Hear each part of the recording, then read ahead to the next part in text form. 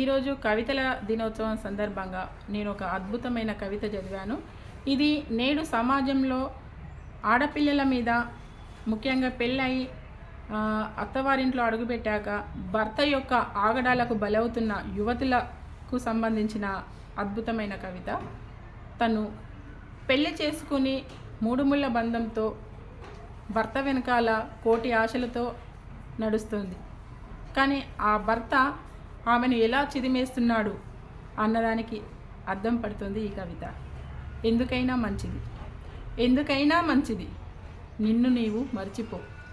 మూడు ముళ్ళ పొదలోకి అడుగు పెడుతున్నావు. కుడికాలు మోపిన ఎడమకాలు మోపిన పొంచి ఉన్న చీకటి మింగక మానదు. చిగురాకుల ఆశల్ని ముంగిట్లోనే వదిలేసేయి. ఏమో మెడలు చాసి మేసేసే అడవి జంతువులుంటాయేమో. కోరికల విహంగాలను వెంట తీసుకుపోకు. ఏమో గగనంలోనే కూలద్రోసే వేటగాళ్ళుంటారేమో. కలలను కన్నీటిని కూడా అమ్మ ఒడిలోనే దాచుకు వెళ్ళు. ఏమో వాటిని ఖూనీ చేసి నిన్నొంటరిగా వదిలేస్తారేమో. ప్రతి శబ్దానికి ప్రతిశబ్దం ఉంటుంది, కానీ అపశబ్దాలు ప్రతిధ్వనులైతే వద్దులే, మాటల్ని కూడా మనింట్లోనే వదిలేయి.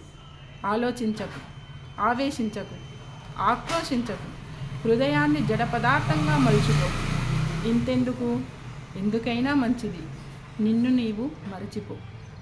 చూశారు కదా, ఈ కవిత ఆడపిల్ల యొక్క మనసుకు, తన యొక్క ప్రవర్తనకు చక్కటి అర్థ వివరణను ఇచ్చింది.